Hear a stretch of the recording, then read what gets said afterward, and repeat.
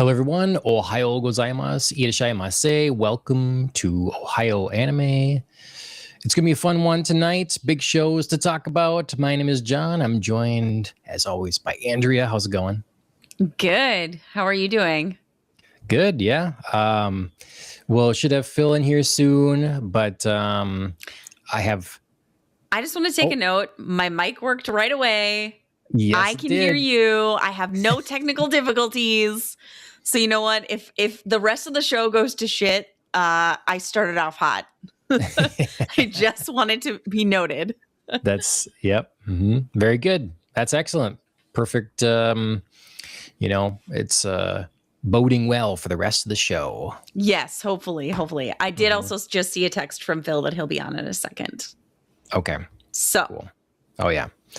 Perfect. Well, I have an announcement here that's kind of cool. Tonight is the first night, I think, on either channel, Ohio Anime or Popcast on the Rocks, that we are live on Rumble. Okay. Nice. So we are presently live on Twitch, X, Rumble, and YouTube. Wow. So expanding our reach, man. Yeah, lots of choices. People want to know what we have to say. Yeah, I'm going to try to add this to the main show as well. So perfect. Hopefully that'll work out. Rumble hasn't gotten a lot of attention from us in a while. We some time ago we added, I linked it to YouTube, and so it was supposed to like basically move stuff over from YouTube. And I thought it was supposed to keep it in sync even, but I don't know, that stopped or quit working, or I don't know, requires some other input. I don't know, whatever. It's not a thing anymore. So our content and clips and such on Rumble are old, and hopefully now we'll have at least the live streams available for both shows on there. And nice. Yeah, should be good. So if you're in Rumble at all, let us know in the chat. Jump in, contribute to the discussion. What will that discussion be? Tonight we're going to be continuing our talk of Jujutsu Kaisen and Hell's Paradise. Jujutsu Kaisen is in its third season, and Hell's Paradise is in its second season. And we were going to kind of juggle, different shows and stuff like that. But I don't know, these ones are hot right now. And it sounds like we're going to, they're very, I keep forgetting his name, Hansel, very hot right now. Yeah. What's his full name? It's like Derek. That's Hansel. No. I mean, Zoolander is the other, but Hansel, I think, is the other one. Yeah. Right? That's so hot right now. Yeah. So hot right now. Yeah. Oh my God. I have to. Yeah. I didn't even like finish typing it in. And it was like, give you Zoolander, Hansel. Yeah. Okay. So. Yeah. Yes. Classic. Indeed. So yeah. Well, I feel like we're partially focused on these shows, even though obviously there are other shows we want to focus on. Because we'd said it, I do want to say we will be covering Frieren, but Phil and I are behind because we watched the dub and that got delayed due to a winter storm. I don't really know exactly what that means. I'm guessing if Funimation, they do this a lot of stuff in Texas. I was going to say they're based in Texas, and I know they just got hit, but it is still kind of an odd thing to think of like a physically moving product instead of like a digitally moving product. Do you know what I mean? Well, like, is it like just that the workers can't come in to like send things? I think that's what it is. Okay, but like as a Minnesotan is also hilarious. Yeah, well, for sure. Like for us, this would be like, I'm sorry, are you kidding me? There's like, 2 inches of snow on the ground, like walk. Yeah. But yeah, so I mean, I get it, but it is also like really funny to think that like, this digital project is delayed by people not being able to go into the office, when we're like, we would love your level of snow on the ground. Like, send it to us, please. I would think that there'd be a little preparation in terms of just for when the off chance, because it happens. The snowstorms, ice storms, sleet, it happens. So you'd think there'd be something ready, but I suppose it's just, we're used to it here. It's like a fleet of snow trucks with salt and sand and stuff go out, and it just, to maintain that and keep it around is just not worth it. So things just kind of shut down for a couple days, and there it is, So yeah, I was surprised because so many voice artists, voice actors, they have in-home studios. So I figured a lot of it was just happening that way. Yep. But people are going in yet. So, I suppose they get the performance out of it. They can, directors right there on the other side of the glass. And so. And yeah, I mean, especially for something I think is popular. Honestly, kind of as dark horsey as Frieren, that I don't think they maybe bet on to be quite as popular, but really did kind of blow up beyond expectations. It would make sense that that's the kind of show that they would like carefully pay attention to, and maybe, have voice actors come in and have the director and, really get that emotion in there. Whereas some other shows, they're like, it's good. We want it, but it's just not quite as big. So we're not going to care as much. So I understand it, but it was disappointing, but also at least we got an explanation as to why the dub was delayed. And they said, we'll drop 2 and 3 immediately. So that'll be nice. Cool. Yeah. I when you guys said it, I do believe I watched season 1 in the dub as well. So, okay. I don't mind either way, but, I guess I'll wait too, might as well. I only watched the first episode of season 2 of Frieren, so we'll get there in due time. Yep. And then we'll also get to Tojima wants to be a common writer yet. We will get back to that. I know it's not one of the things you can follow along with us week to week now or whatever, but I hope that some of these, people discover different shows at different times all the time. So we'll probably just cap off and finish through season 1 or something like that. Unless it's a full, but I don't think it is. Unless it was a full 26, 23 episode thing or something. Oh God. Yeah. We could break it up into 2. Yeah. But I'm guessing it's the 13 or. No, it's more than that. 16. It's 16 is out right now. Let's see. Okay. I mean, maybe it'll go all the way. There's 17. Okay. So we might want to break it into 2. Break it in chunks. Yeah, I did binge like 4 or 5 this last week, just to catch myself up, and I forgot how much fun it is. Sure. Yeah. Just to kind of tie into our subject tonight. Obviously, we know that JJK Jujutsu Kaisen is going to be starting a tournament style battle between sorcerers, and Tojima Wants to Be a Common Writer wraps up a tournament style battle between its main characters. And in my opinion, it wrapped it up really well. It didn't drag it out too long, and it once the premise was introduced and the first couple happened, it moved very quickly. So I appreciated that handling of it. So I hope JJK follows suit. We haven't started this culling game tournament yet, but I'm hopeful. Well, okay. So being, drawing the comparison there, let's start with Jujutsu Kaisen. I think the last episode we start with Hell's Paradise, but let's switch it around here. Let's do it. And talk about season 3 of Jujutsu Kaisen episodes. Let's see. Yeah. So we're caught up here. It's technically episodes 50, 51, and 52. Why did they do this to us? Stop it. With the numbering. I hate this continuous numbering. I know. Ugh. I mean, especially because Crunchyroll announces it. Like, I got the notification today. They were like, Jujutsu Kaisen season 3 episode 4 is out. And then I was like, oh, really? What does that mean? Like, Like, I don't actually know what number that it does. I mean, did I watch it? Did I not watch it? I don't know. Right. Yeah. I've settled here on, if you'll see in the titles, saying the season and then in parentheses the episode number, because I would technically normally not have the parentheses and then say season 3 episodes 4 through 6. Yep. You know, but appreciate it because no laws. You don't know. You don't know. Yeah. Right. Yeah. So, okay.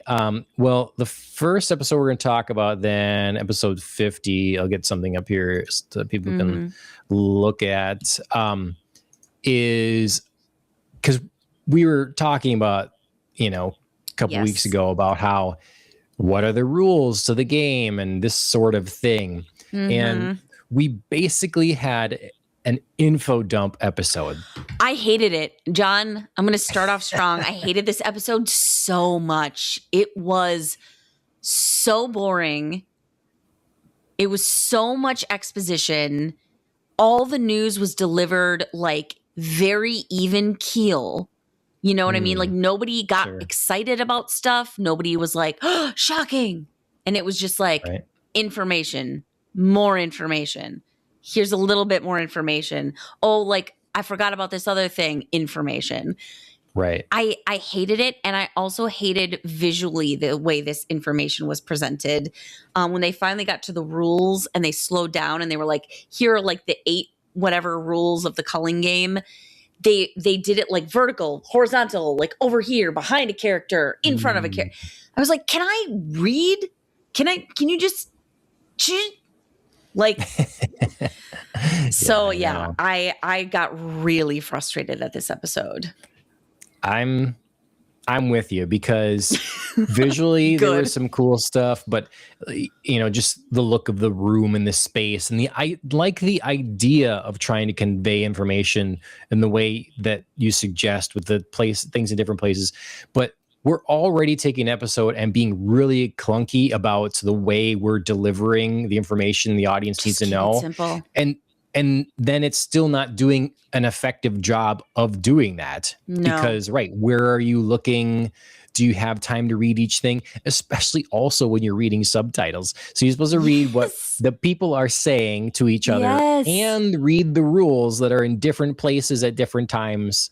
Yes. I wrote in my comments, it's like the adults talking in Charlie Brown. It might as well have been. Seriously. Wah, wah, wah, wah, wah, wah, wah, wah. And it was that tone so much of the time. Like I said, it was so steady, even flow with like barely a blip of emotion. Like maybe once or twice people were like, oh, yeah. Like, does this reward people that are really like want to dig into the sort of rules and physics and whatever of this show, of this world, Maybe. because for anyone kind of casual viewer, and I'm not one that was saying like, write your show so I can look on my phone at the same time. I'm not suggesting anything like that. Right. Just they've had this before, a rule problem. What are the conditions, the parameters of powers and all this sort of thing. And none of it's getting any clearer. Yes. Like, because it's always feels new, always feels like there's a new trick or a new whatever. Yes. And so not only are we being explained the rules of the tournament, they're explaining to us why different people are doing what and who's going to need to go where to achieve certain goals to make this work. And then in that process, explaining more rules of powers and stuff like that. Well, and we didn't even get, all of that you just described would be so much for an episode. We didn't even stop there. It wasn't even just about the culling game. It was like, hey, do you want to know somebody's motivations for doing stuff? Hey, did you Surprise, want to know who's in Ghetto's body? Hey, I have info. Oh, did you know I can assimilate with anybody? I don't have to do it with, plasma star vessel. Like, slow down, Tengen. That was so much information, and I was so disappointed with the way that, I mean, if you wanted to keep the culling game on an even keel because it's brand new and we don't know how to react to it yet, sure. But we dropped major plot points here as nothing. Just nothing. Yep. I was seriously disappointed. I know it's a tough job to build up stuff and then deliver on how awesome it can get in viewers' minds. But this was just let down city for a lot. Are they like, is someone high and they just record themselves like saying the rules of sorcerers and stuff like that? And then, when they sober up, they have no idea what, but they just like, I have the recording. This is what happens. Sure. And we're just going with it. We're just going to roll, man. It made total sense to me at the time. So, right. So it'll make sense to other people. Or am I a pleb? Or am I completely incompetent here? I don't think so. I can't, because someone in chat explained, can you explain in simple terms some of these things? Because if you can't, the show has a complexity problem with the powers, because it's not unless this is how people get off on it. It's not about that. Like, it's about the character drama of, this kid is supposed to be sentenced to death, and they decide to, one person that has power over everyone decides to stay that kid's death. And what's the risk of that? And then the turmoil that the world falls into when that one powerful person is taken off the board. And it's like, it's a cool setup, but it's weighed down and drowned by noise. Because we haven't gotten back to that simple premise. We've spiraled outward so far that, like, I honestly would love to watch like the first couple of episodes of JJK in comparison to this, it like side by side, and be like, where were we and where are we now? And does any of the first couple of episodes even matter? Like, does that storyline even matter? Right. Hi, Phil.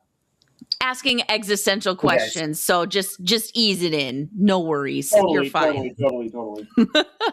I don't know.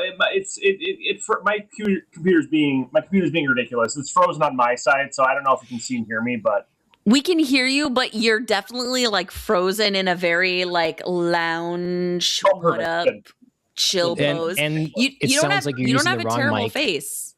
Sounds like you're using the wrong mic. Yes. I mean, we can hear you. It's not like the clearest, but we can hear you. And just take comfort in the fact that like you don't have weird face while you're frozen. You just kind of have like, what up? Thank God. It's Andrew, you sucked the good tech energy from Phil. I did. I did start this episode, Phil, by saying like, I could hear everything. My mic worked right away. Like I was not frozen. So I stole all the good tech energy. And I was like, if it goes downhill from here, sorry, but I started good. Wow. Yeah. No, it's all good. And I apologize for being late. And hopefully I can get my tech stuff figured out here. Your microphone sounds better. So, you're halfway there. I think I'm just closer to my computer for one thing, but I have to switch to my microphone. But there it goes. Okay. Yep, now you disappeared. Okay, and I see a small piece of you. Well, this you work on that. There's Phil's. Yep. You work on that. Does that sound better? Yeah. Okay. Cool. Yep. There you go. Not Tin Can. All right.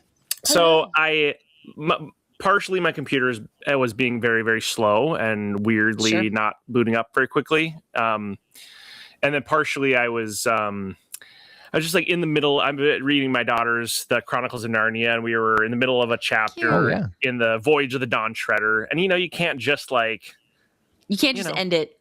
end it. Yep. So That's cool.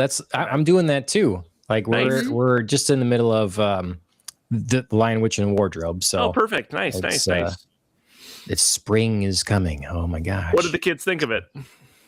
Our daughter she doesn't pay too much attention. Sure. but then shockingly she'll say something from the book. She'll like bring something up. Funny. So like, nice. You're hearing something, I guess. Yeah. Oh, for sure. No, I think it's good. Yeah. You'll Kids have to read do it that. again probably in a few years, but And our son will sit there and listen to it for as long as I want to read it. So wow. Sure. Yeah, excellent. That's wonderful. Yeah. That's very like kids. Like you don't think they're paying attention and suddenly they repeat something. You're like, what? Totally. Yeah. Okay. Yeah. Yep. So anyway, Very cool. I'm here. So sorry for being late, everyone. No worries. no We were worries. just talking about the first episode of the 3 that we're covering for JJK. And John and I, just to give you a vibe check, were disappointed. Just thought like it was like so much of an info dump that the episode was underwhelming. Yes, I agree, and I knew you guys would feel that way. Especially, I knew John would feel that way. I was like, when our families got together a couple weeks ago, Andrea, I think I said, I was like, John's gonna hate this epised. Just like Yeah, you exposition did. dump. You did. Yeah, and I hadn't watched it at that point, so I was have like, okay. foretold! You have Phil the Oracle hath foretold. But yeah, I was just saying, like, I was disappointed because like we got all of the rules of the culling game, but we got them in a very strange fashion. Yeah. And then we got like major plot point drops, like Tengen can merge with anyone. Maybe I'm a little bit evil now.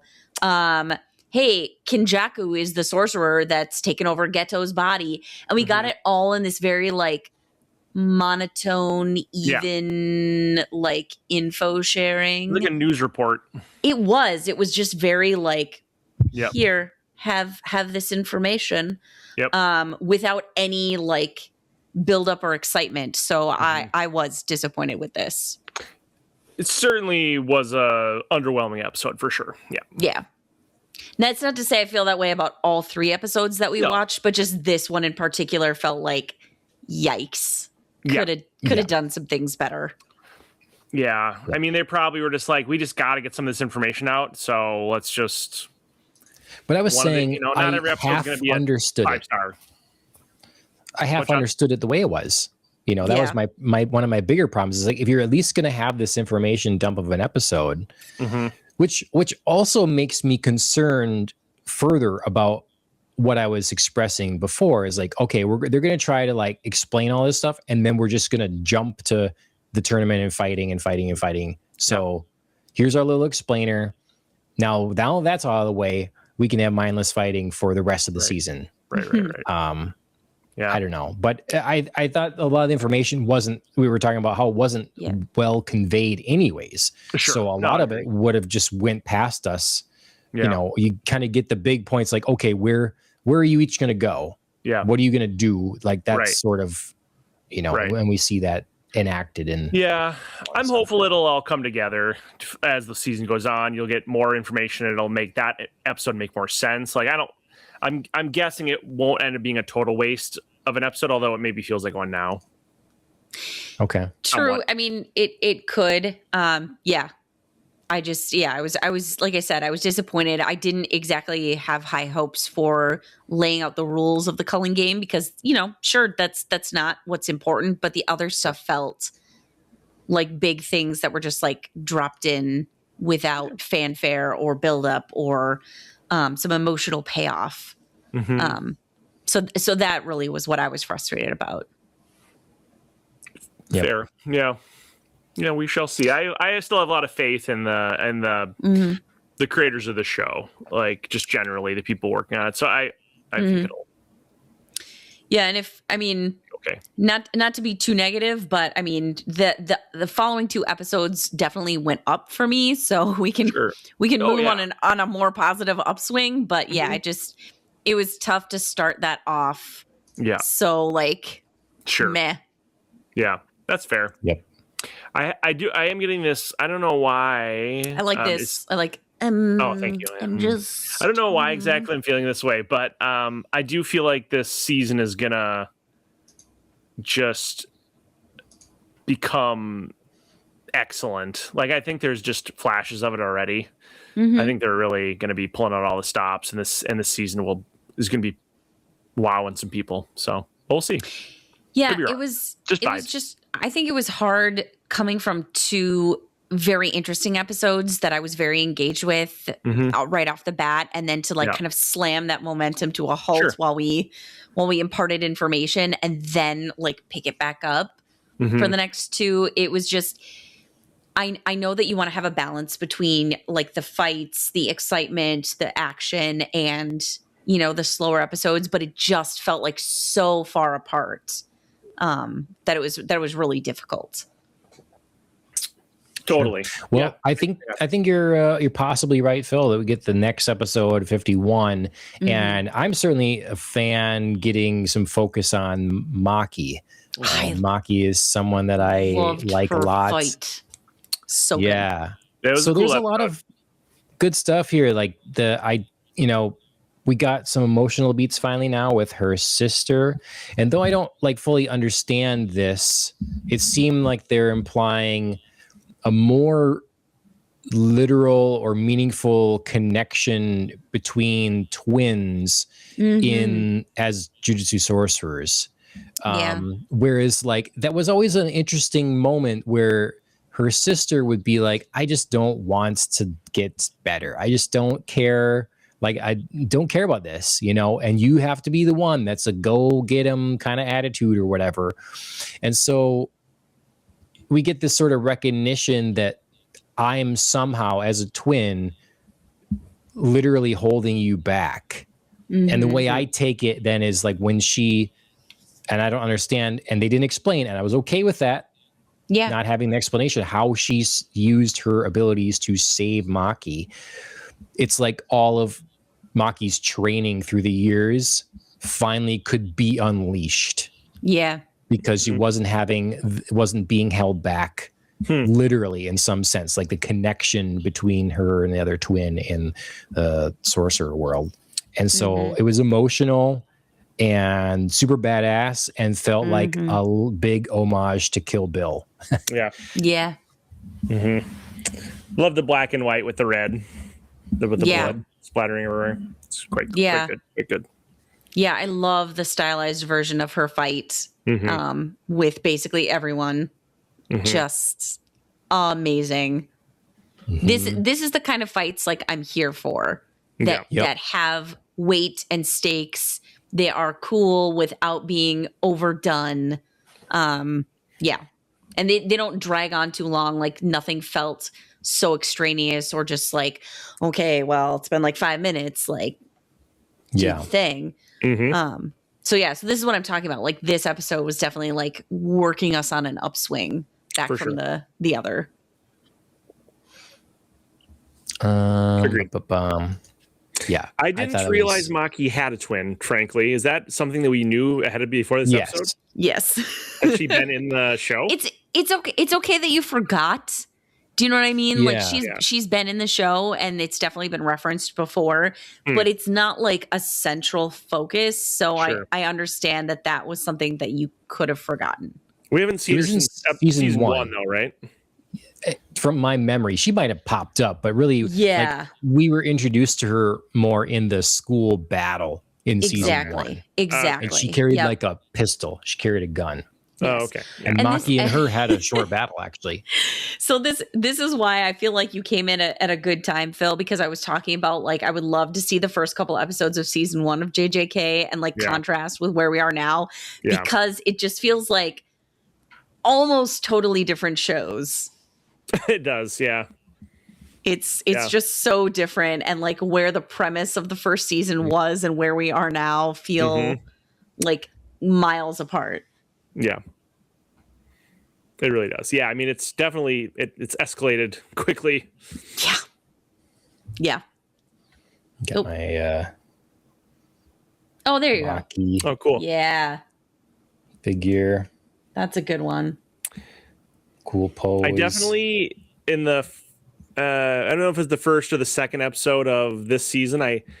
When I first saw Maki like with her eye bandaged and sitting in like the room with the when they got together with their crew, I definitely thought it was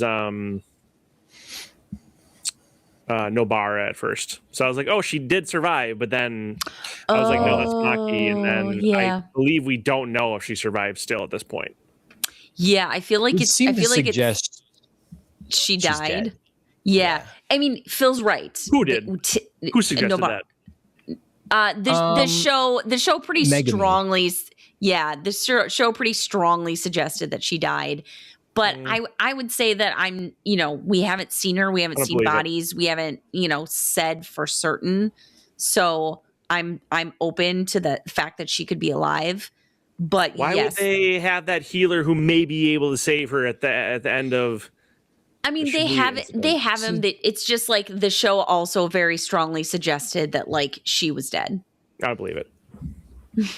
Okay, yeah, well, I like that character, but I will respect the show for having her if she's gone. It's like Chainsaw Man. Like people die, and they set that expectation. For sure. I would like that here. Weird to like play with people's emotions that way, but. Yeah, she's whatever. She's a big unresolved question mark. Like they haven't addressed anything about her and her death like since it possibly happened. Right. So TBD. I mean, we'll see. If she's dead, I mean, if she died, she did. I mean, but I don't remember there ever being anything real definitive. But I mean, we don't see a body. Right, exactly. But I mean, she got hit with her own nails, right? At one point, and she was like going down, and like the Stitch dude got her, and it was very heavily implied. Sure. That he did in fact take her he's down. like, I might be able to save her, but don't much. Yeah, I totally agree with you, Phil. Like it's not like there's no possibility. I think the show just like very strongly hinted that it was going to be, but I would love if she came back. It just also feels like the show has kind of ventured very far away from her and like the school and like her plot line. So it would be hard to like swing it around to where like she shows up and some things make sense. Not saying I don't want that to happen, because I would love that, because I would love a little bit of a return to some of the like our earlier plot points and maybe some resolution, but it just feels like we're at two different points right now for that. Yeah. I'm confident. Good. I liked her. I'd love if she came back. Yeah. Okay. Yeah. Well, she see. Was. It was not Noboru. It was Maki, and I thought it was a really. My notes for this episode said nice pops, sad and beautiful, very cool. Kill Bill, sweet muscle mommy. Ouch, and well, she seems like she ended it. She's got the guns. So she's been working out. Okay, I'm gonna focus on the second half of that note. What did we think of basically like Maki killing her mom, and then her mom going to kill Sheen? I think that's his full name. I mean, I'm here for it. Why not? Yeah, I was like, I don't like this guy anyway, but it was just like so random. Let's do it. They did a good job in the short time that we spent with them, because other shows, like we would have a family like this and look at something like My Happy Marriage. There's a lot of time spent being like, look how awful this family is. Yep. Can we just end these people too? And but here we don't have much time with the family, but they convey quickly how terrible they all are. Oh yeah. Like just awful pieces of trash. And so, when her sister says to end it for her, promise me you'll end it. It's like the dying wish. And I didn't feel bad about a single one of them. Nope. No. I mean, obviously there's all the foot soldiers or whatever, but they're all ready and willing to kill her. So, Yeah. you know, It's Yeah. It does seem like it's gonna really throw off the power balance between the big families, though. Like that's yes. Wait. generally those things that they happen regardless of good or bad or whether they deserved it or not. It's gonna throw some stuff off and it's gonna cause some chaos. Well, it did. Right. That was a quick flashpoint at the end that I also didn't love because it was another info dump that it was like, yeah, so the Zenin aren't in these like super great families anymore because everybody's dead. Right. Oh, Mhm. okay. I mean, everyone but Megumi I mean, right? and Maki. But Right? But like, they were just like, yeah, no, not going to be it. no. 2 peeps, 2 families. Zenin That's it. is. I mean, maybe Done. But Maki just done. and Megumi can restart like make it, Well, yeah. rebuild and into a respectable. Yeah, maybe Zenin if clan. Take some time. yeah, it'll yeah. depend on how Maki, I think, interprets her sister's final wish of like burn it all down. Does that mean burn it all down and like Phoenix like rise from the Right. ashes, or does it mean we're done, we're out?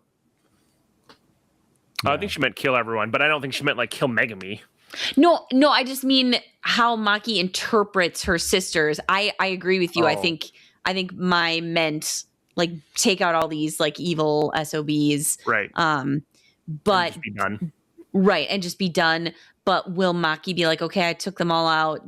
We can start to build something new, or like I really just want it to be over. I want the House of Zenin to be done with all of this. I would think it would just be where life takes her. I would think it's just not a priority to like have this sort of thing. The family that was so oppressive to us is gone. Great. Mhm. And if they want to restart some sort of family or something because that's what they feel compelled to do, I don't think that she'd see that as any sort of slight to her sister or anything. It's just their life and their happiness there. I do wonder what that will mean, power balance. Like if that will mean I don't feel like that means anything to the show at large.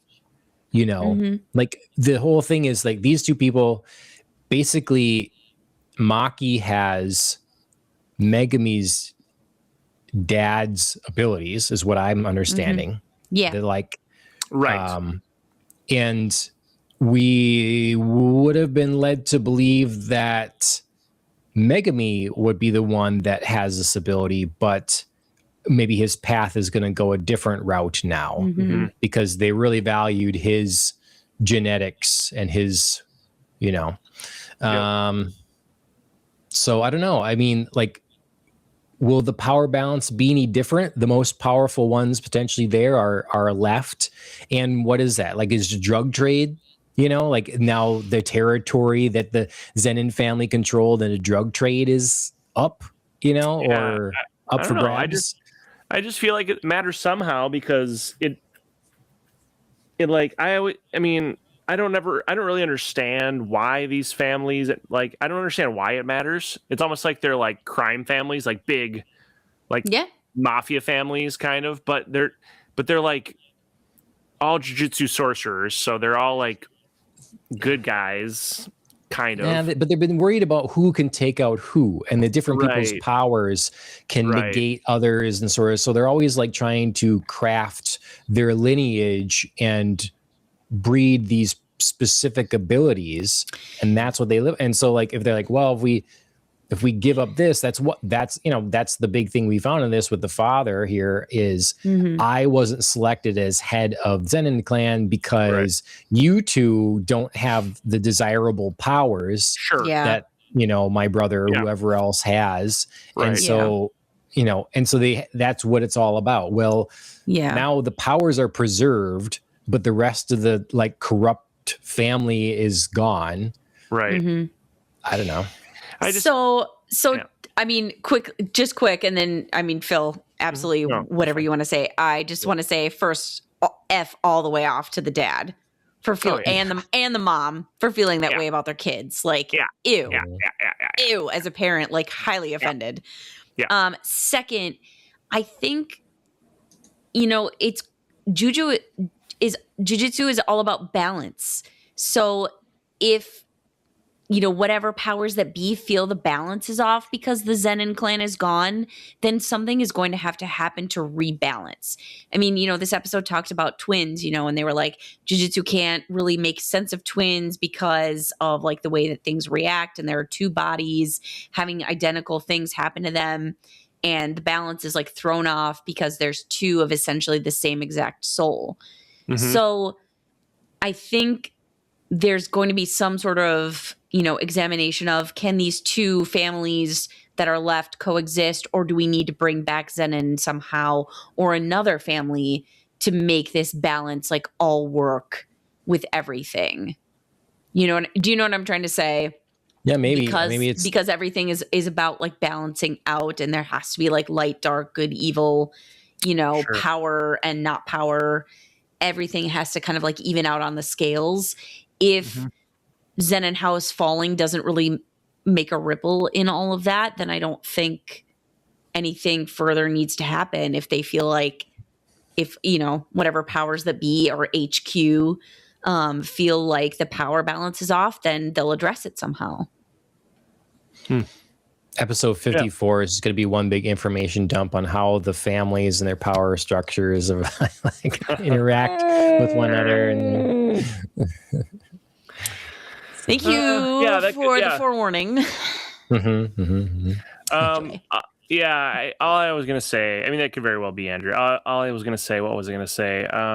Sorry. No, it's okay. Went on a bit. Oh, I just don't really understand why there needs to be these big families. I guess I've never really understood why they. I mean, I get that they're trying to keep their like family like special powers sort of like within the family, but I mean, they don't need to be fighting each other at all, really. Because they do, because they're not good guys. It's not a good guy, bad guy situation. It's not like, oh, well, there's, cursed spirits out there and cursed users, and then there's us, the good guys. It's like, no, how could we, we're it's like a mob family. How can we manipulate these things to our gain? How do we see more power by whatever? It's like anti-heroes and villains. Do you know what I mean? It's not heroes and villains, but it's not like villains and villains. It's like anti-heroes and villains. They do some of them gray. Like the JJK High is like I think, aren't they trying to train Jujutsu sorcerers to like destroy cursed spirits to like protect? Yeah, I think that's not one of the families, Yeah, all the kids they're from these families go there. Yes, and so I think that there's like a goal of maybe like Gojo's a professor there, and right. I think there's a goal of being like, we can aspire to more than this, or we should at least try. Sure. But yes, I think within the families themselves, it's very like anti-hero. Okay. Yeah, Gojo was a professor there, and no one wanted him there. He's there because he could force himself to be there because no one could contend with him. He would have been gone in a heartbeat. He was the only one that'd be like, I'm going to not sacrifice a kid. We're going to try not doing that. And everyone else, this power structure that is ready and willing to do that. And that's exactly another kind of thing that we see in the next episode, where it starts off with Panda and the principal. So, we get the little sort of explainer and birth and the whole thing with, how he can make, it's a big deal that he can make souls independent, autonomous, creatures like this. Yeah. Right. And the old guy with the guitar's got to come and kill him because you're not giving us your secrets. Right. No, I get that. Or he does finally, and it's like a curse. I loved that. He's like, now you know. Right. Good luck with that. Right. Ugh, but I guess baller. Sometimes it seems like the powerful sorcerers are like, like anti-heroes, or they're like villains. They're using their powers for nefarious ends. And sometimes it seems like the power structure that exists is like a very strict like government, where they're like, we need to keep we need to, like this is, it's like they're overreacting to, they're going to put him to death as like a very conservative and strict government, not like a crime family. So you know what I mean? Like it's, and it's like a mixture. It's like all these powerful sorcerers are making these decisions, but like some of them are involved in these like crime families, and some of them are like these straight-laced governmental types who are like, well, we have to put him to death. He's too dangerous. You know what I mean? Yeah. Well, I'm not suggesting that the crime families or the big families, we don't necessarily say that they're crime families. They're just families that are vying for the most power. They want to be in control of how things go here. And, think of it like you can even look at it like simple terms like rivalry and solo leveling between the different divisions there. It's like the different countries and whatever. Yeah. And one of them, like in that case, the Japanese government's ready to be really underhanded and let people die so they can, up their standing in the world and all that sort of thing. So you have these families that are like that. But my point is that, you have the school, but even the school, though they're ultimately, it's like, well, you're going to have kids, it might just be a method of control.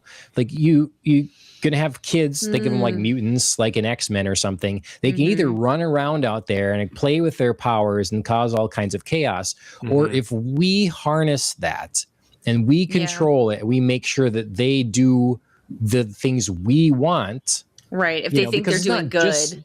It's not just the control of their powers; it's also the how those powers are directed. And so who's we?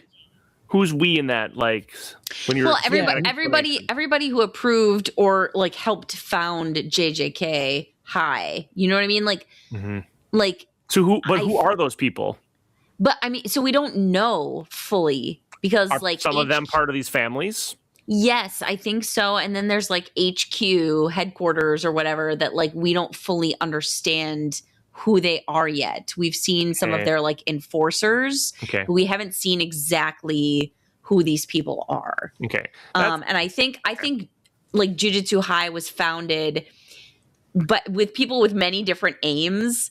Sure. And I think Gojo is a person who's like, I could take this and I could make it something like really aspirational and great. And we could move out of like this never ending power struggle. And other people are like, yeah, or we could like shape these people to do what we want to do, or like make them think they're doing good things, but really like we're doing these things, which I want to do, or like we could, you know what I mean? So I feel like the motives are complex. And they change from person to person. And that's how maybe everybody sort of agreed that Jujutsu High could be founded, because they all wanted to pursue their own aims. And we're getting the good guy vibe because Gojo was like, yeah, I'm kind of sick of all this crap. Sure. And I want to just try something different. Okay. So, that makes sense. But that's why I say, like, it might matter that all the Zenin clan is dead, because we don't really understand how this, like, overarching sort of shadow government of the Jujutsu sorcerers operates, and how it's connected with the crime families or, like, the Jujutsu families. And so it is a little... I love how we're, like, shorthanding for the families now. We basically just decided they're, like, Yakuza. Yeah, right. Crime families. So I don't know. It's just they do give that vibe. I get it. But it's not just Gojo. Like I don't get, like, the principal seemed like he was pretty high up in this organization and like knew a lot of things, and both principals, and then like now the other principal and his other teacher who teaches at his school, I think, killed this principal, and it's like, who gave them the approval to do that? Like, is there people higher than these principals? They just like, oh yeah. I think so. Yeah. So we do need to find out. Dealing with what's his face with the brain. With the brain? The guy who's in with the bad guy.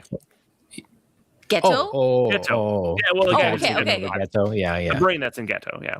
Yeah. Right. I forgot his name, but yeah. Kinjaku. Yeah. Jaku. That was like, did you forget because it was just a random drop in episode 50? And about him being like over 1,000 years old, probably like Ancient Ain't no our big bad. thing. Yeah. Right. Oh, So it's just weird Sorry. that they're like approving the principal to get killed, but like because he's too powerful or something to create these things. It's like some sort of yeah. power Because that is. it's like having an ally, but you're worried that they're secretly like gonna take over. Yep. So it's dumb. It's dumb because they would think selfishly about their own gain from this, and the principal didn't necessarily do so. Right. They're like, oh my God, we just know what we would do with this power. Sure. And they don't trust that like he didn't want that. Yeah. You know what I mean? Like there's no Right. indication to us as a viewer that he was like, yeah, I can create these like autonomous, beings that can produce their own cursed energy. Yeah. But like that was really cool that I did that and I love them. Sure. And these other people are like, if I could do that, I would build my own army and take over the world. And he's like, oh, I'm not really interested in that. And they're like, yeah, we don't believe that because we want that. Right. But so there's not yeah. there's not trust. There's not like a belief in the goodness of other people. Sure. And that makes sense. And I understand that. But what the part I don't understand is they're coming in basically executing someone who could possibly, if he wanted to, if he had that inclination, do these bad things when there is someone who literally is trying to like take over the world and like kill all humans. I know. It's very short-sighted. Let's go and kill this guy. Yep. No, it's very short-sighted. They're more worried about like a potential betrayal than an actual threat. Well, that's actually happening. That part I just don't get. I don't get that. No, I agree.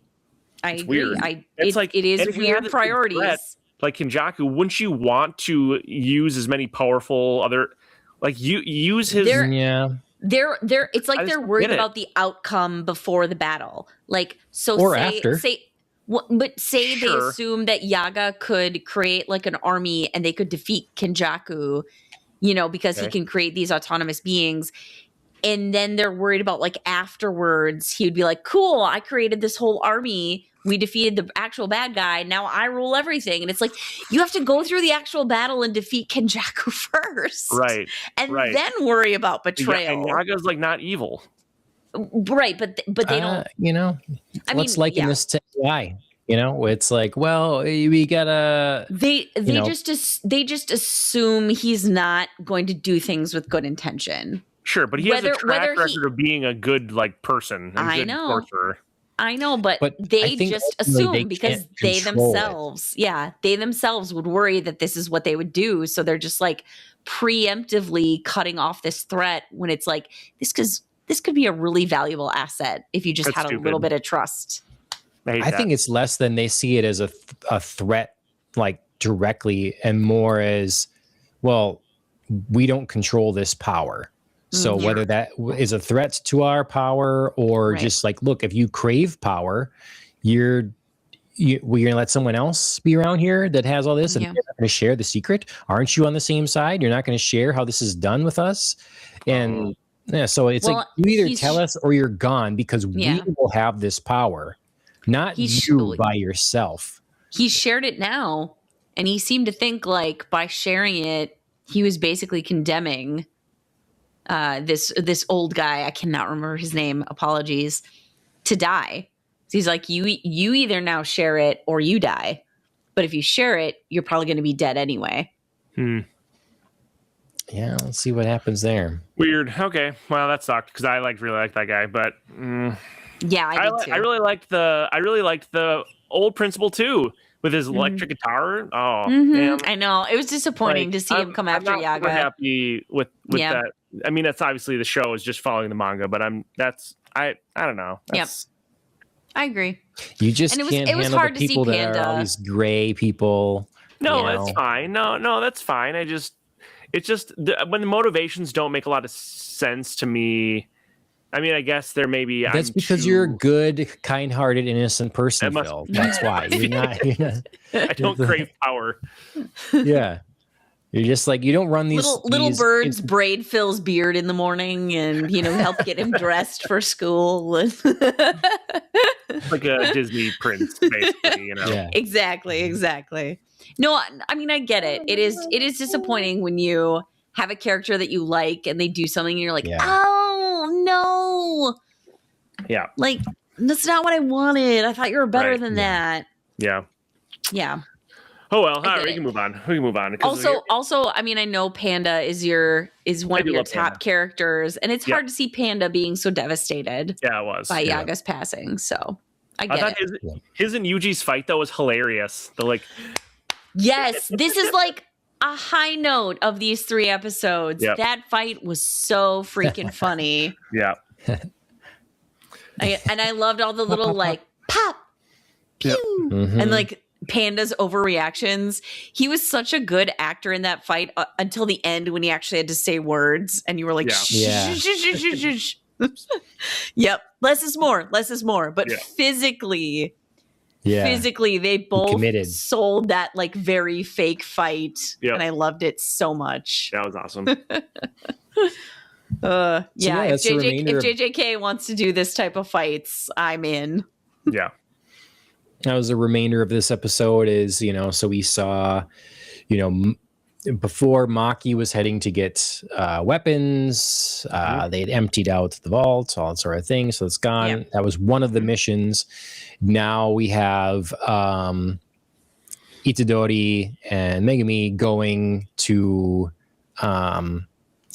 track down this woman in this club here, this fight club that I guess is capable of like, I forget how she is needed to recover like a key or something. I think wasn't she not the one that's needed her ability to recover the ability to go through the back door of the way Gojo's sealed?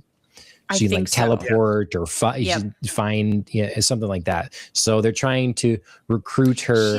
She's got some sort of talent with dimensional doors because Panda, one of the things he tells Yuji early on, he's like, the guy who organizes this fight club is behind a door, but every time I approach that door, I can't get there. And it's her like security. So she has some sort of talent with that. Yes, I believe that's the case. Yes. Yep. I wrote in my notes too, it's like, I love the name John Bobby. Like they announced they're talking in Japanese also. John Bobby. When it was like star in between. John Bobby. Yeah. So funny, good. I've, in all my time of doing this, which has been 2 weeks, I've never seen anything like this. So much very much needed comedic relief in this episode. Yeah, it was good. And then we end up sending in Itadori. He makes an impression, so he's going to get to talk to the boss and that sort of thing. And I wrote in my comments as well, and this is like, what a sage this man is, because he's like going to sit here and give Itadori this real, here's the wisdom of my life. This is how I live it, and all this sort of thing. And so I thought that was interesting. And I don't know if I agree, but life is a gamble to him, and that's how so we feel alive by gambling and that kind of thing. But then he drops the ball. He spills the beans. Yeah. Makes the obvious blunder of pretending he doesn't know who Gojo is. Yeah. Yep. It was an interesting conversation. I weirdly took up issue with like Yuji drinking. There was like a whole side part where he's like, you want to drink? And he's like, I shouldn't. And he's like, do it. He's like, well, I do. I'm just going to like knock back this drink. And I was like, why is this like a conversation that we're having right now in the midst of this other weird conversation about gambling and passion? He's trying to like fit in. I know. And not weird in this situation where he's trying to like make an impression, and he's fulfilling well what Megami said is like, he has a hard time lying and even considering lying, and he's awkward this way. So I was so uncomfortable with it. I was just like, don't you're really trying hard here, Yuji, with your like, I didn't say I couldn't drink. I do it all the time. Like, I handle it. And I was like, oh God. Ugh. That seems like I the guess I perfect didn't kind really- of response for someone his age, I suppose. I know. It was Yeah. so it was really painful. Oh, to I guess I didn't watch. think about it that hard, but yeah. I guess I could see that. And then I thought that this sounded oddly sexual. I wrote down the line, want to get high on my passion. Yeah. I don't know. I just, it's an interesting line, but Mm-hmm. yeah, it was a comedic relief episode other than like the heartbreaking stuff at the beginning, you Sure. know, and then Yeah. they kind of lighten it up and Yep. we got this other mission. And so I was, I was happy that we had the information dump and then we had 2 episodes that weren't just like, here's the tournament. We did Yeah. have them attempting to achieve their other ends before the deadline to enter the tournament. So Mhm. Yeah. Yep. I thought that was good. Did you guys really, so speaking of deadlines, they talked a lot about a deadline before Sumiki enters the tournament. Did you guys catch like the significance of that? Because I feel a little bit lost about it. Again, maybe not having read the manga and there's like a large bit of information that I don't know. Mm-hmm. Who? But Which character? Sumiki, Tsumiki. But who is she? I don't know. They just kept saying like she, I believe, will be forced to declare herself in or out of the tournament in like X number of days. And I was like, Is it the chick who went to stay with Tengen for a while? No, I don't think so. Mm. But I guess I don't know that for 100% certain. But I was like, this is referenced often enough that I'm a little put off or thrown off by it. And I wondered what the significance of that was because they seemed very clear that was going to be a big thing if she needs to declare herself in or out of the tournament.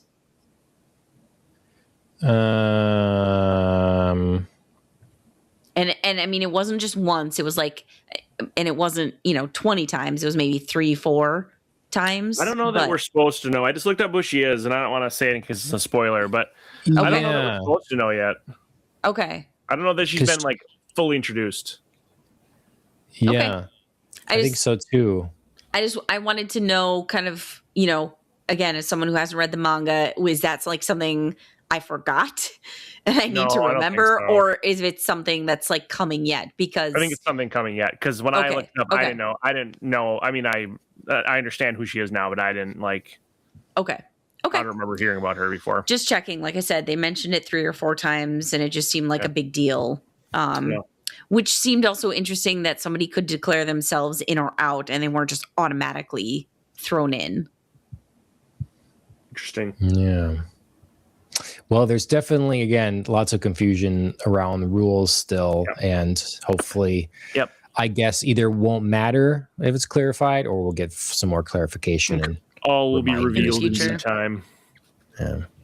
Well, I mean, episode 54, if we go through the major families and this is a character of the major families, then... Yes. I believe it is. Okay. Right. Then maybe that'll be addressed at that point. Yep. Okay. Well, unless there's anything else there, we should move on to our other anime of the evening. Hell's Paradise. Mm-hmm. So Hell's Paradise. We're in season 2. We're talking about episodes 15 and 16. Yep. Another MAPPA show here. Yep. And, we kind of last week recapped a little bit of what had happened, the general gist of season 1. And we're getting now into, like, we spent some time getting Gabimaru's memories to come back. So he was on the verge of death because he was completely out of whack with his, like overusing his Tao and lost his motivation. Yeah. And all this sort of thing. And then at the same time, we had the blonde haired crazy kid losing control as well to his mutations. Yep. Yep. And, you know, being separated from the group. So we had that. And then, you know, we learn, see, anything else in episode 15? It's really kind of about Gaimaru starting to recover and, you know, like, hey, we can work together here. A little bit of memory of their fallen comrade. Yep. Yeah. I feel like Mappa heard me in our last podcast when I was like, I want these couple of things to happen and be addressed right away. Yeah. You said you wanted the group to come together. I did. I wanted the group to come together. They did. I wanted us to address the fact of like, is Gabimaru like, does he have a wife or did they implant memories? And they addressed that like right away. I was just like, thank you. I love it's still not this. Clear. It's still not clear. It's still not clear, but they got it out in the open. It wasn't just like, you know, somebody's going to hold on to the secret of like, maybe I know that your wife isn't real. They were just like, hey, maybe your wife isn't real. And he's like, cool. I accept that premise. I still think she's real because of these like small details. Right. But I'm open to the fact that like you've said it. It's a possibility. The only way we'll know for sure is if we get off this island. So I'm still recommitted to doing the thing. Sure. But I understand that you have concerns that my wife isn't real. I was just like, that's all I need is for this to just be out in the open and it acknowledged as a possibility. So I loved it. It wasn't like some weird unspoken plot point of anguish between characters. Sure. Yep. That's good. Yeah. I think, you know, I think they're doing a pretty good job of, you know, bringing these groups together in a reasonable, realistic way, you know, because they all, you know, what do you think, Phil? Are you happy that everybody's back together kind of here? Yeah, I am. I think it's more fun. It adds some more like fun banter and stuff, and then it moves the story along because they're forced to. Well, they obviously talking about like, well, where have you been? What have you been doing? Like, it's helps to kind of bring the storyline together, kind of in the first sort of like handful of episodes of this new season, and then like find a direction for where we're going for the rest of the season. So. Yeah, no, that was really good. Liked it a lot. I think, you know, it's interesting, the little relationship here, watching on the screen, the building, you know, Gabimaru does have the respect of, what's her name? Sagiri? Yeah. And so that's kind of, and I like the kind of pirate hook guy's comments, you know, I was like, oh, I didn't know like this. He's having a moment in these episodes. Yeah. He is my favorite. He's funny. Yeah. Just like everything he calls Gabimaru, Karimaru, or like Seketmaru, like he is just barrels of fun. He is like great comedic relief. He balances out everybody else. He's fun like without being annoying. He's like your off-color, like, older uncle who just, like, you're just like, Uncle, you can't say that sort of thing anymore. like the one guy, like, lady boy, I mean, or whatever, I don't know what he's saying, like, man woman. Yeah, man. You know, or, you know, he's just saying stuff that's like, oh. Right. Yeah. Sometimes you're like, but other times, actually, like. That's offensive, actually. Other times when he's like, how dare you use me for training? I am so badass. I am way more than just I love his level of offense when he's like, hey, take my sword. I'm going to beat this guy with my bare fists. Yeah. You know? Yeah. No, he's great. He's great. He is like just, he's my favorite. Captain Hook over here. Yeah. Yep. And he is, to your point, not getting annoying at this point. Like, it could be annoying. Yeah. It could be annoying. Yes. And I love how, again, he's got kind of one relationship with some of the characters where it's like with the men, especially where it's like very like teasing and jocular. But then, you know, he and May have a different relationship where he was like, holy cow, she's evolving. Like, what's going on? I'm very concerned for her. You know, he's got like a different set of relationships with the women where it's like very respectful and protective, and you know, Yeah. I mean, mostly. But there was a moment where he was like, "Oh, like cute man. I wish you could have ridden on my shoulders." Yeah. But that's like honestly decently innocent. Yeah, instead of like, you know, other things that people could be thinking. Sure. So, and then even when he does say things like about like the one chick's He's got a nice ass. and the one chick's butt, like it's not like he's like being, I mean, he's being like inappropriate but commenting on their bodies, but he's not like being creepy and like leering and like trying to there's no like intention behind it. It's just like, do you know you have a good ass? Like, it's great. Right, cool. Right. He's not like keep it up. Exactly. It's not like I want to do that's things. That's what would get annoying. That's what. Exactly. Yeah. It's not like I want to do things. There's not like like, and then we could. It's just like, great job. You look awesome. Right. And there are those characters in the anime where it's just like, oh, this is like the grape ball kid from My Hero Academia is like one of the most classic examples. Yes. People hate Minata because he literally is like creeping on all the girls, and it's gross. Yes, but he's that's a trope. It's a trope, and it's a feasible character. He's a kid that boy. He wants the attention. He is not going to get any, and he's really not going to get any with the way he acts. So he's a comedic relief element that. So, I don't know. Just speaking as a woman, I'd prefer like the hype man mentality of Captain Hook. Yeah, I prefer the hype. Just like, girl, it looks good. Yeah. Right. Full stop. Right there. Why can't we do that anymore, Andrea? Can you explain? Right? Can we not just hype? Like in the office, like just Well, I think it's an individual relationship basis kind of thing. That's what my opinion would be on that. Obviously, that would not be appropriate. Yeah, no. Like back in the 50s. We're gonna start to make our own like HR sexual harassment video in a minute here. Right. True. All right. No, I just mean that like you said, Phil. I like that his commentary is more just like, you look great, awesome, and then we can just like pivot to other things without any expectation of follow through. So totally. I am enjoying his character. I think he's very hilarious. He's refreshing. He speaks his mind, and that's it.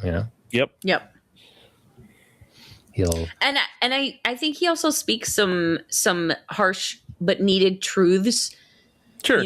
Where Saiyan, is that the silver-haired guy, Saiyan? Oh, shoot. It's close. I don't think it's totally correct, but it's close. He's very like, I would like to see us work together, get off this island. I don't want to see other people die. And he's like, you're dreaming if you think like we weren't killing each other from the start. And sure. We're super ruthless, so we all wanted things to go our way. Shion? Is that it? Yeah, the blind guy. Yeah, I think that's it. I was close-ish. I feel bad. But I couldn't remember it in the moment. But I think that it was important for him to be like, hey, remember our mission wasn't exactly pure from the start. So we're working together, but if we see other people, I might still kill them. His harsh words also like impacted the younger brother here, now separated from the blonde haired brother. That he's like, he's kind of coming to realization. Yeah, I should be able to stand on my own more here. I have relied on you to fight my battles for me. And, so that's great too. It's great too. Mm-hmm. Yeah. And then he just gives himself like a perfect haircut with a sword. As we all should be able to do. I don't think it's that hard, frankly. Yeah. So I don't know. I mean, I think I should probably try it. I'm the one with the most hair, so I should just. Yeah, I do need to cut my son's hair again soon. I might as well. Just Okay, so the next episode, we're still dealing with the cave stuff. It's definitely an anime tropey moment where Gabimaru's like, oh, I need you guys for training, so let's fight, to sharpen my but it didn't last long at all. No. So it really went by quickly. So I thought that was good. I don't know if that was even necessary or had to go that way, but it was over quickly and really became like, pirate guy training the brother more. Mm-hmm. And I am sorry in advance. I should say in advance for all not knowing the names. There's a lot. I know. I don't know their names. I know. No, I think it was it like you said, it wrapped up quickly, and it was important because Gabimaru was like, okay, now that I've sort of regained some of my memories and my understanding of why we're here, what we're doing, how we're fighting, I want to test a theory about using Tau. Yeah. And that's really what it was about, and he didn't say it out loud. And then at the end he was like, okay, so if I like use somebody else's and I like, kind of reverse it instead of using my own, that's effective. That works. Not that I can completely escape using my own, but I don't have to just like totally deplete myself to complete a battle. Yeah. And this could be a powerful weapon as we move forward. I thought it was a little strange that he just like discovered this and had hardly even said anything about it. And then one of the other people's like, you could use that to defeat the Tenzin or whatever. I was just like, no, sure. I know it was a little idealistic, but it's like, this could be a helpful tool. I don't think it's just going to be like, bam, gonna kill some Tenzin. Yeah, right. Exactly. But it was like, this is a piece. It's a piece. Yeah. Sure. Yeah. Yep. So we get the sort of little like practice session. We get the declaration for the brother, like, hey, train me, pirate guy. Yep. Because, his name is Tamiya. And then we get more with Mai, and she's not recovering after the usage of her abilities. And we kind of have revealed that she is Tengen, and that the tree guy, by absorbing Tenzin. I was gonna say Tengen is the other show. Yeah, we're going back to Jujutsu Kaisen. And if she could use him to recover, which was a nice kind of sad moment that we got, to see his that was a sweet moment. Past and like how things had gone for him, and his sort of just admittance that, I saw you as my daughter I lost, and I'm sorry for not seeing you for you. And then my letting him down easy, it was real. She really felt, she really felt that way. I don't think she's letting him down easy. Yeah. I think, I think he was also like a surrogate father figure. Like, 100%. Obviously like the original, I don't remember, Saufu, something, whatever original sorcerer guy that came to the island that, had her as one of his original students. She was like, clearly he was a letdown. He was a father figure type, and he was a letdown. So then, she also adopted, you know what I'm saying? Like, they both kind of adopted each other, and they created this newfound family. Right. And he had the guilt of like, I just saw you as my daughter. And she's like, yeah, but I also saw you as this replacement father figure. We made our own family, and the feelings were genuine. So I'm a sucker for the found family. Yeah, absolutely. In books and movies and absolutely. And I think it's a real thing. Like, I think it can be a very strong bond. Exactly. I was tearing up. I really thought it was like a beautiful emotional moment between the two of them. And I liked that the absorption of his energy and his life force sent May kind of backward into like the more innocent, childlike character that we are accustomed to. I was kind of like, I don't really need you to be like this hot young woman. You know what I mean? Like, no, I could use another one. It just seemed weird. I was just like, I kind of prefer you as this like childlike figure of innocence. So cool. Sure. I mean, she's like an ancient being, but fine. Yeah, either way. Yeah, I think I just like that his life went to meaning something else then. You know, he was able to get, as opposed to just like, I'm just going to be gone. I'm just going to be a tree eventually and, you know, completely immobile. There we go. So, Yep. Let's see. And then the one other thing that we had that we should talk about before we go yet is, yes. So he was captured by the Tencent here. Yep. And one of the OGs. Yes. Yeah, the OG. It's like him and May were the OGs. Yeah. My. So the whole thing here is she's very interested in studying what's going on here with this human. Just like studying, just air quotes studying. Yep. Yeah. Well, it's you know, they're all about doing their experiments here and creating this elixir of life and all this sort of thing. And so, yeah. And so who wouldn't be?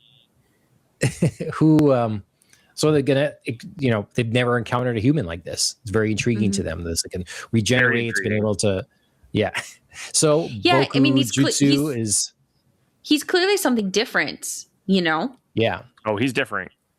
Oh, he different.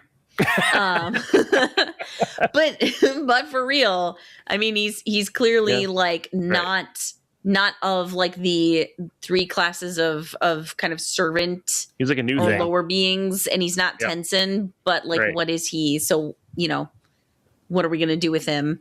Gotta do deep investigation. Yep. Mm-hmm. Deep. Real deep, maybe. Yeah. Well, and I mean, here I can sit and complain, you know, again, lack of nipples. There's a lot of it now, you know, it's like not just one scene, but you know, it again, I noted it only because of our previous conversation. And I was still like, it's still because they're weird. They're not right. They're not made right. The thing is it brings a scene that could have a meaningful sexual tension, and it just becomes distractingly not. Like it's just becomes a very matter of fact scene, whereas it could have been something steamier, you know. That's how much it impacts me, I guess. It's like I'm taken out of the reality of what this show is by those sorts of things. And it's just not, you know, the scene's not sexy anymore. Like, is as matter of fact as that. Sure. Not as much. Yes, I agree. I mean, I guess I sort of took it as like the scene is just supposed to be like everybody figuring out what they're supposed to do. Oh no, I think it was meant to be like a little bit spicy. I mean, it all kind of is, because of course, like the way that they you know, practice and get more powerful is like through you know, like sexual relationships. Like Jujutsu is obviously sexual in nature. However, I mean, it's sort of odd because they talk a lot about being both humans and plants and stuff, who have very different like forms of reproduction and statement in the pistol. Like thank you for the quick like biology recall. But no, I mean, I just, you know, I felt like this scene for me, pollen, photosynthesis,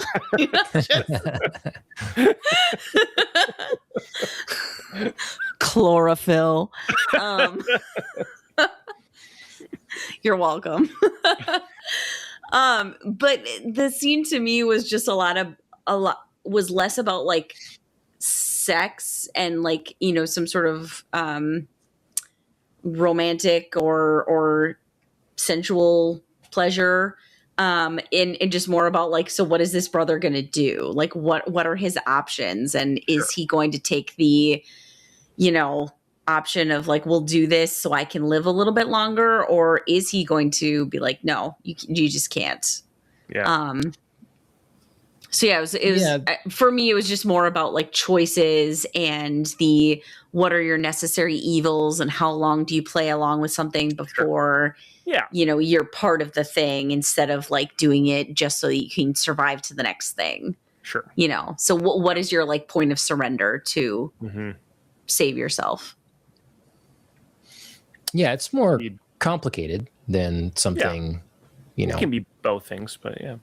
It can. I just that's just more where my mind was in this situation. It was just like who has the upper hand? Like sometimes it surprised me a little bit, you know, because you know the Tencent was like, you're really just new, and I'm willing to give you some latitude because I just want to know what you're going to do and what you're made up of and how you work now. See, you feel this analytical way about this, Andrea, because the scene wasn't sexy because you were distracted by the incorrect physical anatomy. Right. You'd felt very differently if there had been. Yeah.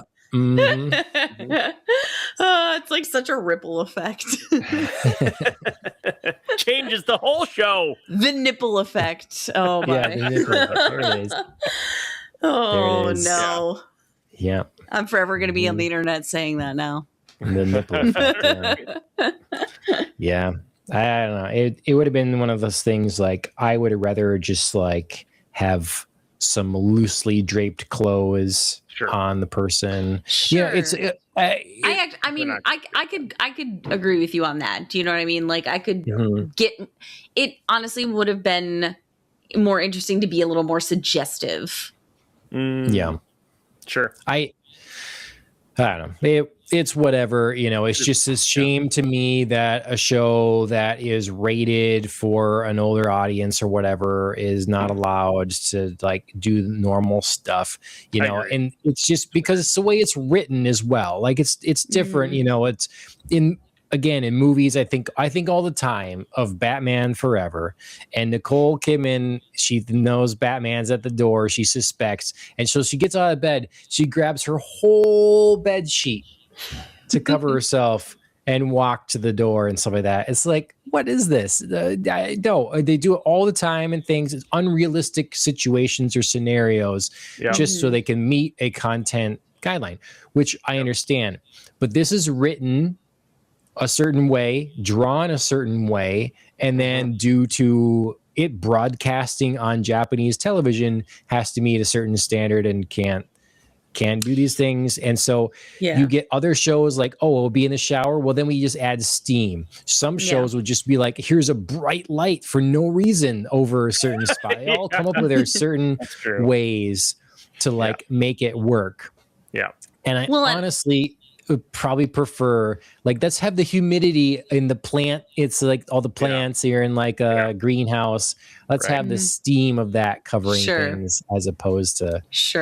Yeah. Well, and I think we touched on this last time that there is kind of an absurdity to being so concerned sometimes about things that are too mature sexually versus like too mature violence wise. Because this show is obviously like very chill about violence. Oh yeah. And they're like dragging like a half dead, you know, half corpse Doshi around, just like hooking him in, like literal hooking his back, like, come on. As he's just like blood trails it all around the island. And then they're like, nudity. And it's not like that scene wasn't like that, like it was chlorophyll. They saying some very suggestive things, and it's like so it's like you're not really even doing what you're trying to do. You're not really censoring it at all, except for making it look weird. Like he still says something like, "Oh, I like to be on top," and like there's a point where they do like a shot kind of away, and she's like on top of him, and they have a very strategically placed like plant or something. So it's like they're doing. I mean, but to your point, John, it's like what they're being creative with, like blocking areas as they need to be. But it's weird. It's just a strange thing, and I agree, John. It kind of takes you out of it a little bit. But it's just strange. But also again. Yeah, fair. But also to enhance my own point, they did in these 2 episodes talk again about, when they were leaving the city, the group after they'd finally met up and they were looking out over like the golden head statues, and they were like, God, it's all wrong. Like they're so put together wrong. They did make a very, very pointed remark about these kinds of things, about things being like just feeling wrong and off and like not put together correctly. So I just feel like there's Having not read the manga, it's a good headcanon for you, Andrea. Yes, it is. It's helpful for me to have that like reinforced because I do think about it in this sense, but I also think about it in like other senses of like it's just an essential point of this island. Like things are wrong. So that when we meet new monsters or new creations, we can just be like, again, it's just like this weird experimentation of like animals, humans, plants. How do they mishmash together? Right? Wrong? Yep. Let's figure it out. Yeah. So it kind of opens up a door for possibilities of new creatures all the time. Yep. 3 nipples. 3 nipples. Yep. There's going to be one episode. You're just going to get a wall of nipples. I get what you're saying, Andrea, but in the source material, they do draw them. So, right, John? No, all I'm saying is just like, I just sort of appreciate that like continual reference of things being put together wrong, because it just reminds me when I watch this show, no matter if it's the Tensen and, you know, their lack of nipples or other things, it just reinforces like things on this island are not right. Sure. That's right. Yes. I can. It's just like things are not right. I have a very specific idea of this world that I've known about for a long time. Ooh. Most of my life. I'm just kidding. I just mean, yeah, you're right. Okay. I'm just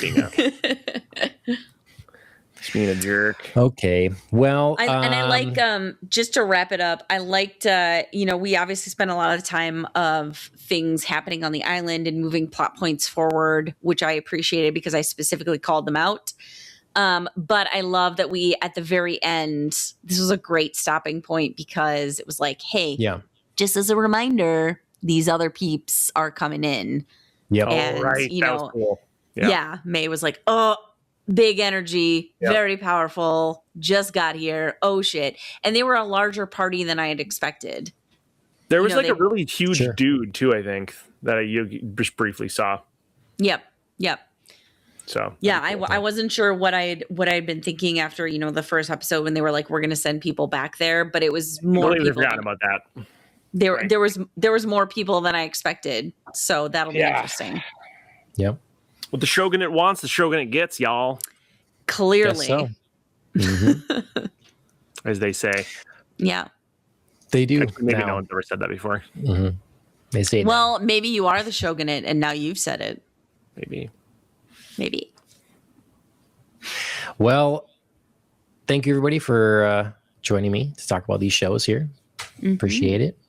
The two big shows right now. I feel like there's actually quite a few, there's a bunch of other ones coming out that just don't have time for. Yeah, it's like we'll have to wait and see what kind of rises to the top as like this is a must watch or whatever. So for now we have these we're in the middle of. And again, Phil, you missed it. So tonight is the first night either show is streaming live on Rumble. So we're on X, Twitch, YouTube per usual, but also Rumble.